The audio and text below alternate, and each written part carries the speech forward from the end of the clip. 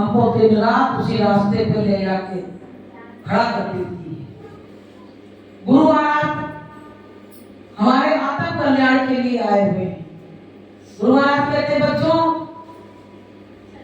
जो इसमें आ जाएगा इस रास्ते पे, उसकी जीवात्मा का मैं कल्याण करा दूंगा। बोलिए प्रेम से।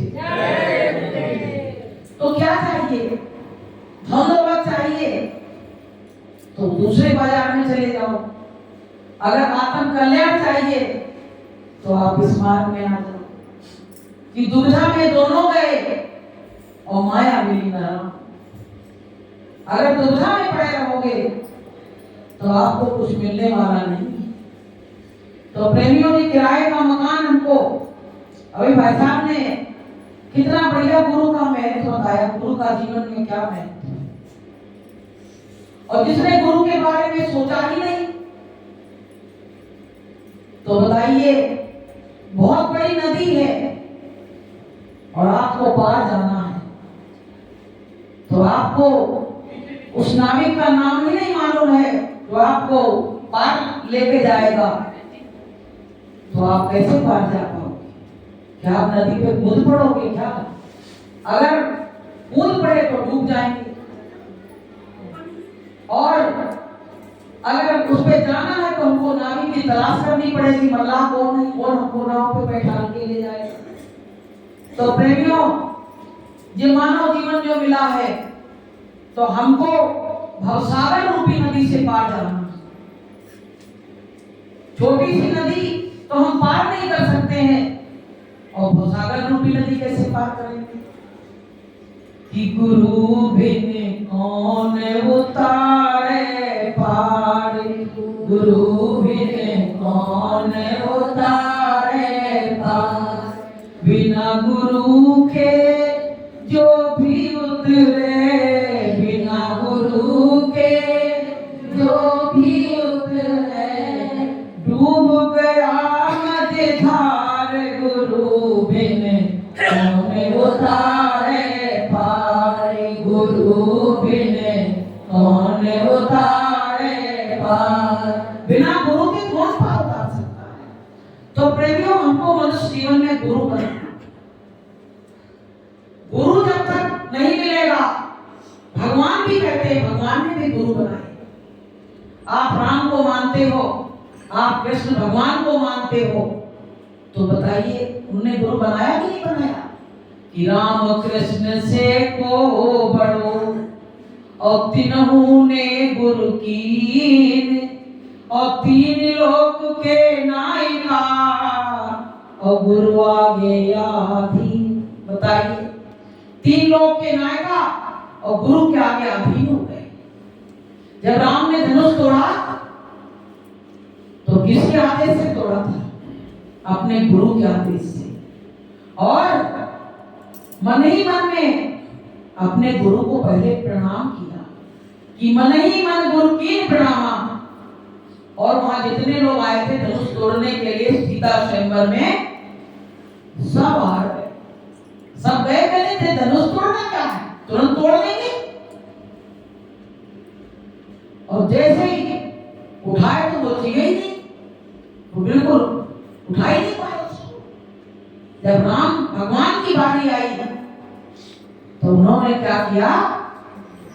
मन ही मन गुरु की प्रणामा।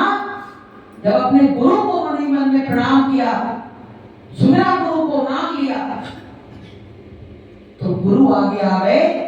और गुरु के आगे आने से ही वो धनुष तुरंत जैसे ही छुआ, उठाया, वैसे ही टूट गया। बताइए, तो किसकी कृपा रही? भगवान राम की रही कि गुरु की रही? गुरु की रही।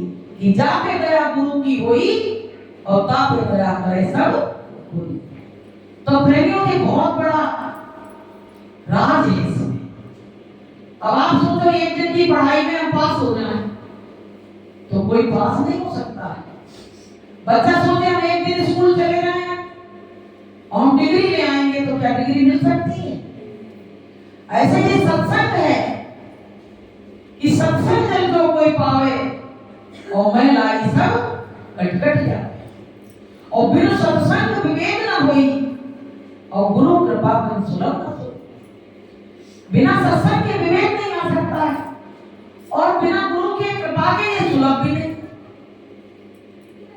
तो प्रेमियों, हमको गुरु की शरण में जाना चाहिए कि नहीं जाना चाहिए? जाना चाहिए। तो हमको पता क्या करना चाहिए कि चलो गुरु की शरणिया, दुनिया से नाता तोड़ के।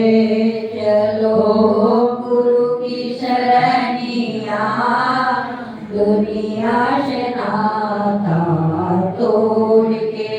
जो नहीं भजता सत्य नाम और संत शरण ना आवे, जो नहीं भजता सत्य नाम और गुरु शरण में आवे। काम बिगाड़े अपनों और घोर नरक में जावे। काम बिगाड़े अपना और घोर नरक में जावे। जग से जाएगा अकेला, माता पिता से नाता तोड़ के। जग से जाएगा अकेला, माता पिता से नाता तोड़ के। चलो गुरु की शरणिया, दुनिया से नाता तोड़ के। चलो गुरु की शरणिया, दुनिया से नाता तोड़ के। दुनिया से नाता नहीं तोड़ोगे तो दुनिया एक दिन तोड़ देगी। कि चार जने मिल करके आए, करने लगे तैयारी। चार जने मिल करके आए, करने लगे तैयारी। कोई हाथ कोई पैर पकड़ के दिना हमें सवारी। कोई हाथ कोई पैर पकड़ के बिना हमें सवारी। उठाए चारे कहरवा, मुखवा से सतनाम बोल के। उठाए चार कहरवा, मुखवा से सतनाम बोल के। चलो गुरु की शरणिया, दुनिया से नाता तोड़ के। चलो गुरु की शरणिया, दुनिया से नाता तोड़ के। तो प्रेमियों, जब तक दुनिया से थोड़ा हमारा संबंध ढीला नहीं होगा, तब तक हम परमात्मा की शरण में नहीं आ पाएंगे। उससे भी संबंध बनाए रखो, लेकिन इधर भी संबंध बना लो, क्योंकि जब जाएंगे तो वहां के लिए भी तो कोई साथी की जरूरत पड़ेगी। जैसे आप यहाँ आए हो तो कहते हो कोई साथी मिल जाए तो वहां पहुंच जाए सत्संग में, और एक दूसरे से साथी के साथ ही आए। वो कहता हम तुमसे हिम्मती ज्यादा है, वो कह रहा हम तुमसे, और एक वो हिम्मती नहीं है उसमें, एक दूसरे के सहारे से आ गए। तो प्रेमियों, जब इतनी दूर जाना है, जिस जगह का हमको अता नहीं पता नहीं, और सब कुटुंब कबीला सबको छोड़ के जाना है, तो वहां जाने के लिए भी तो कोई साथी बनाना पड़ेगा। और साथी नहीं बनाओगे, अकेले जाओगे तो फंस जाओगे, क्योंकि काल का ये देश है, और काल तो चाह ही रहा है कि ये सद्गुरु ना बनाए और हम इनको लेके जाए। और वो बेरहम कसाई है, वो इस तरह से मार मार के जीव को ले जाता है रास्ते में। जब यहाँ से हिंदूत आते हैं लेने के लिए तो क्या स्थिति होती, गुरु महाराज बताते हैं, हमने तो देखा नहीं है, मालिक बताते हैं कि जब जीव यहाँ से ले जाता है वो काल, तो मारता है कहता नहीं जाएंगे, मेरे बच्चे हैं, मेरा घर है। तो वो कहता है अब तुम्हारा ये घर नहीं है और ना तुम्हारे बच्चे हैं, अब तो तुमको हमारे साथ चलना पड़ेगा। अब वो कहता नहीं जाएंगे, तो मारता जबरी जबरी मेरी आत्मा का प्रकाश फेंका हुआ। इस पूरा शरीर कैसे चल रहा है भाई? आत्मा तो ये दोनों आंखों के मध्य भाग में बैठी है, लेकिन यहाँ बैठी शरीर कैसे चल रहा है? क्योंकि इसमें इतना प्रकाश है और पूरे उसमें समाया हुआ है।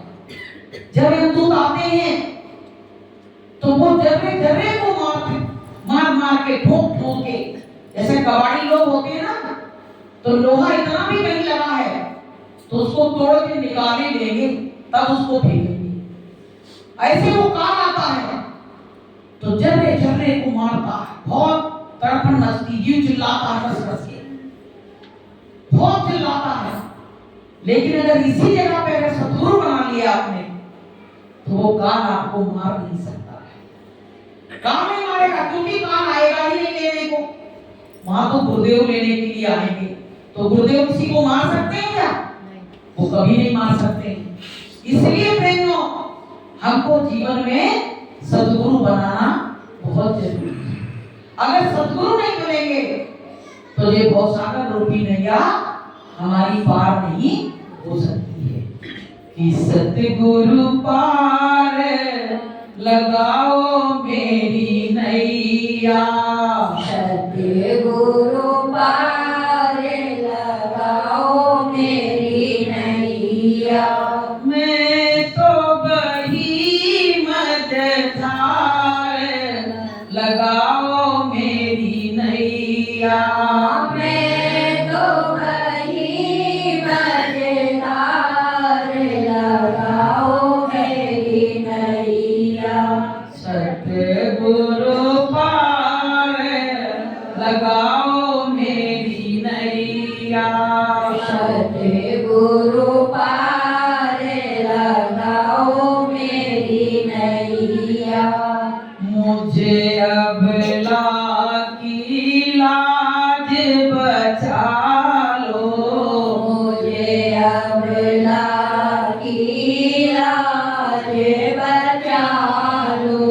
हे मेरे सरकार लगाओ मेरी नैया। अरे मेरे सरकार लगाओ मेरी नैया। सतगुरु पार लगाओ मेरी नैया, सतगुरु पार लगाओ मेरी नैया। तो प्रेमियों, गुरु ही नैया को पार लगा सकता और किसी के बस की बात नहीं। गुरु का जीवन में इसीलिए बहुत बड़ा महत्व है कि गुरु ने जिसका हाथ पकड़ लिया तो भवसागर रूपी नदी उसके लिए क्या है। एक बार क्या हुआ, सूरदास जी अंधे थे जन्म के, लेकिन भक्ति से ओतप्रोत थे। वो भक्ति उनके अंदर कूट कूट के भरी थी। तो एक बार क्या हुआ, एक जगह सत्संग हो रहा था, तो जा रहे थे तो एक कुआं था, तो उसमें गिर पड़े। अंधेरा था, नहीं दिखा। अब उनके दिल में क्या लगी कि मेरा सत्संग छूट जाएगा। गिरने की तो नहीं लगी और सत्संग छूट जाएगा इसकी लगी। तो गुरु भेष बदल के और आए और झांकने लगे। तो ये चिल्ला रहे उसमें से, निकाल लो, सत्संग को देर हो रही, जय चिल्ला रहे। तो झांके उसमें से, तो कहने लगे कैसे गिर गया? बोले आ रहे थे और गिर पड़े।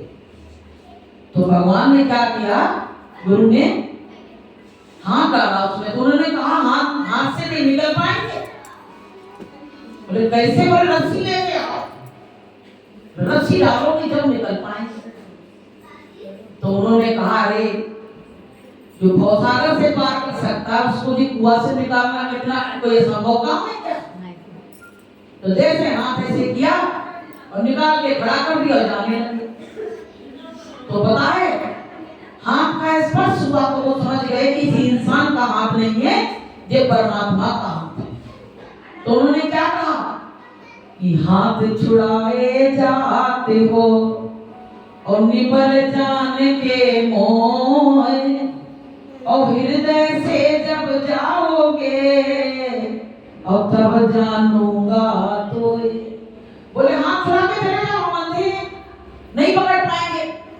लेकिन तुम मेरे हृदय से तो नहीं जा सकते। ऐसे प्रेमियों परमात्मा हमारे हृदय में बसा हुआ है। जैसे हमें कोई घर के लोगों से प्रेम हो जाता है तो मेरे हृदय के आसपास ही तो रहता है।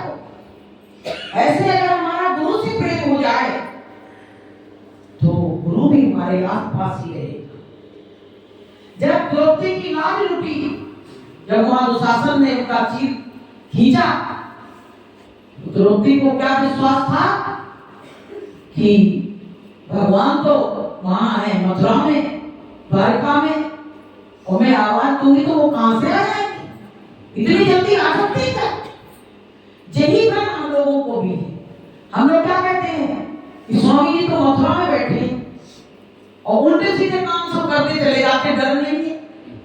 अगर ये हमको पता पड़ जाए कि गुरु महाराज हमारे अंश 24 घंटे हैं तो हम कोई भी गलत काम नहीं करेंगे। ये बात है कि नहीं प्रेमियों? तो हम ये कहते हैं गुरु महाराज तुम वहां बैठे हैं, कर लो कुछ करना है, धोखाधड़ी जैसा भी करना हो, झूठ बोलना, पाप का आचार करना, अत्याचार करना, दुराचार करना, सब कर लो। गुरु महाराज का देख रहे हैं, लेकिन गुरु महाराज सब कुछ देख रहे हैं कि गुरु जी घट घट में बैठे हैं, बुला ले जिसका जी चाहे।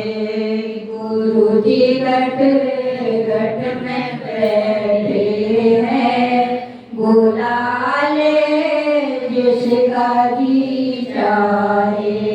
फंसे सब काल के फंदे, छुड़ा ले जिसका जी चाहे। फंसे सब काल के फंदे, छुड़ा ले जिसका जी चाहे। तो प्रेमियों घट में परमात्मा विराजमान है।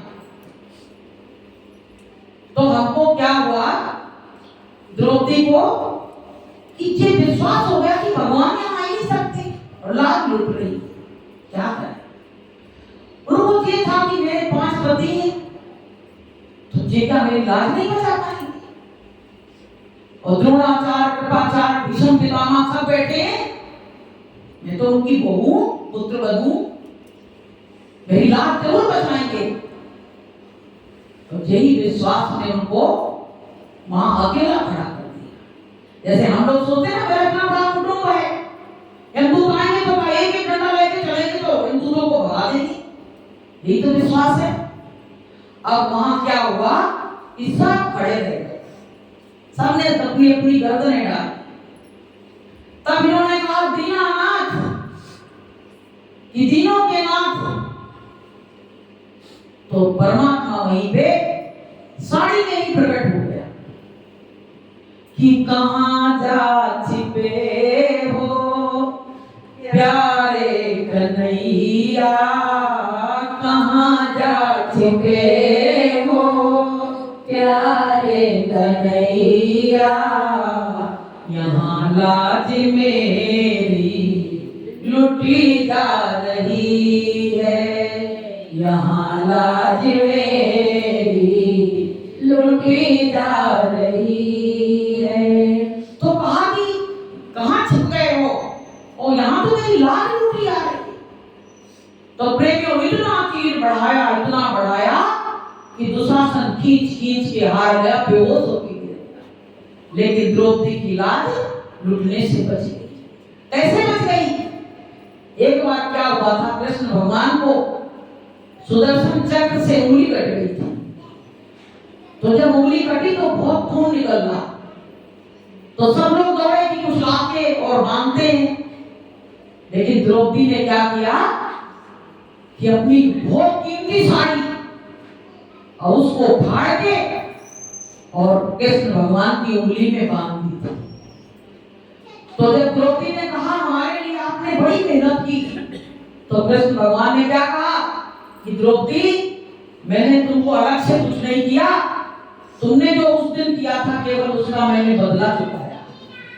तुमने कुछ नहीं देखा, लोग तुम मेरे लिए ढूंढने गए दूर दूर तक कपड़े कि कुछ बांध दे, लेकिन तुमने ना राव देखा ना ताव देखा, अपनी इतनी कीमती साड़ी फाड़ के मेरी उंगली में बांधी, इसीलिए मैंने तुम्हारे इस जीव को बढ़ा दिया। बोलिए प्रेम से। तो वो क्या कहता है कि तू एक कदम चलेगा मैं 10 कदम चलूंगा, तू एक कदम चलेगा मैं 10 कदम चलूंगा। वो परमात्मा कहता तू मेरे लिए अगर एक कदम बढ़ाता है तो मैं तेरे लिए 10 कदम बढ़ा के तुमको खींचूंगा। अब ऐसी भावना हमारे अंदर सत्संग सुन के जागनी चाहिए। प्रेमियों, सत्संग में आने का महत्व तभी होता है, बच्चे का क्लास में जाने का मतलब तभी निकलता है जब उसका रिजल्ट सफलता का है। तो प्रेमियों, हमको सबको भी सत्संग में आने